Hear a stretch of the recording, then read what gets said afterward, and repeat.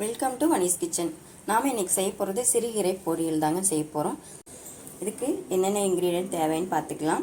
சிறுகீரை ஒரு கட்டு சுத்தம் பண்ணி எடுத்து வச்சுருக்குறேங்க. உப்பு, எண்ணெய், அரைமுடி தேங்காய் எடுத்து வச்சுருக்கேன். ஒரு பெரிய வெங்காயம் எடுத்து வச்சுருக்கேன்.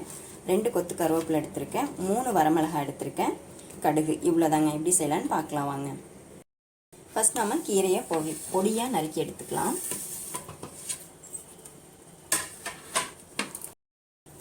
நிறைய பேர் பார்த்திங்கன்னா கீரை வெறும் அந்த இலையை மட்டும் ஆஞ்சி எடுப்பாங்க. அப்படி செய்யாதீங்க. சிறுகீரையை பொறுத்த வரைக்கும் தண்டில் தான் சத்து இருக்குது.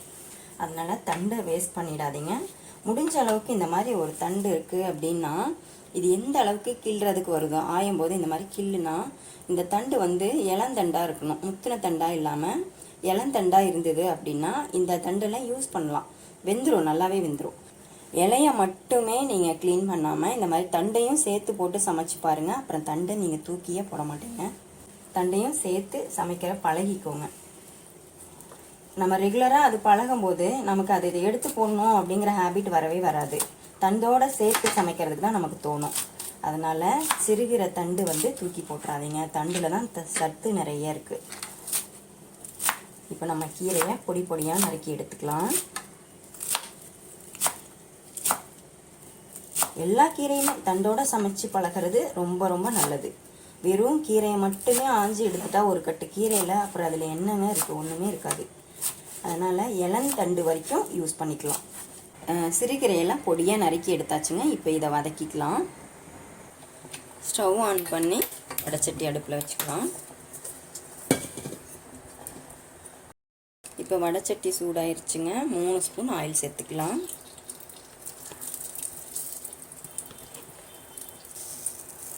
கடுகு சேர்த்துடலாம்.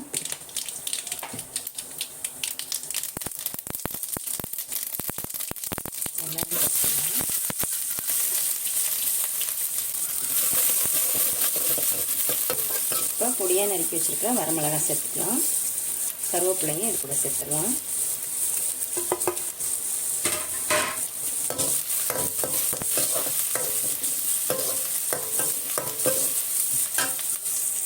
வெங்காயம் வதங்கிருச்சுங்க. கீரை போட்டு வதக்கிக்கலாம்.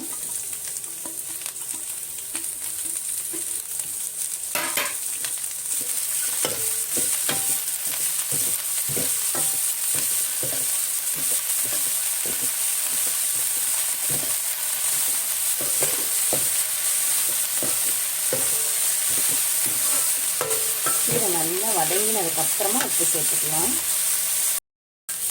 பாருங்கள், கீரை நல்லா வதங்கிருச்சு பாருங்கள். தண்ணி இல்லாமல் இந்த மாதிரி ட்ரையாக ஆனதுக்கப்புறம் கொஞ்சம் உப்பு சேர்த்துக்கலாம். உப்பு ஒரு 1/4 ஸ்பூன் அளவுக்கு சேர்த்துக்கலாங்க. பொரியலுங்கிறதுனால உப்பு கொஞ்சம் கம்மியாகவே இருக்கட்டும். கடைசியாக டேஸ்ட் பண்ணி பார்த்துட்டு சேர்த்துக்கலாம். கல்லுப்பு கொஞ்சம் அதிகமாக இருக்கும். அதனால் 1/4 ஸ்பூன் அளவுக்கு தான் சேர்த்துருக்கேன். இது நல்லா வதங்கினதுக்கப்புறமா தண்ணி ஊற்றி மூடி வச்சிடலாம்.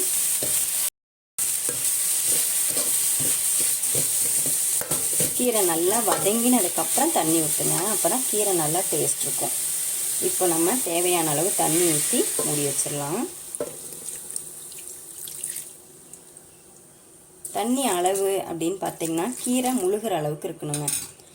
அப்போது கீரை வேகிறதுக்கு கரெக்டான அளவாக இருக்கும். இந்த மாதிரி கீரை முழுகிற அளவுக்கு தண்ணி பாருங்க. தண்ணிக்கு தான் இந்த அளவுக்கு கீரை முழுகிற அளவுக்கு தண்ணி. ரொம்ப தண்ணி ஊற்றிடாதீங்க, ரொம்ப குக்காயிடும், ரொம்ப குழஞ்சி போயிடும். இதுக்கு எல்லாமே சேர்த்தாச்சு, உப்பு எல்லாமே சேர்த்தாச்சு. அதனால் இப்படி மூடி வச்சுட்டு நம்ம இந்த கேப்பில் அரைமுடி தேங்காய் துருவி எடுத்துகிட்டு வந்துடலாம். கீரை வெந்துருச்சான்னு பார்க்கலாங்க.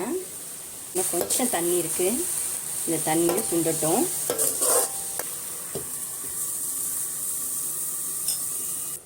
இப்போ கீரை வெந்துருச்சுங்க, பார்க்கலாம். தண்ணியெல்லாம் சுத்தமாக ட்ரை ஆகிடுச்சுங்க. நம்ம வரமிளகாய் போட்டதுனால கலர் சேஞ்ச் ஆகிடுச்சு பாருங்கள். இப்போ நம்ம துருவி வச்சுருக்கிற தேங்காவை இந்த கீரையோடு சேர்த்துக்கலாம்.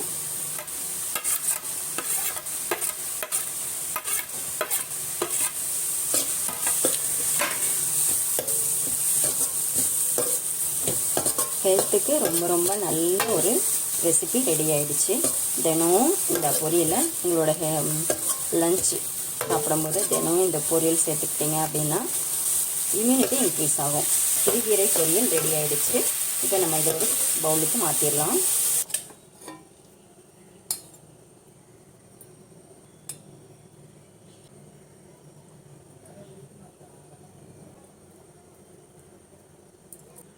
அருமையான சிறுகீரை பொரியல் ரெடி.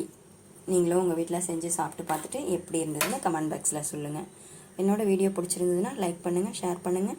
சப்ஸ்கிரைப் பண்ணாமல் இருந்தீங்கன்னா சப்ஸ்கிரைப் பண்ணிக்கோங்க. தேங்க்யூ ஃபார் வாட்சிங்.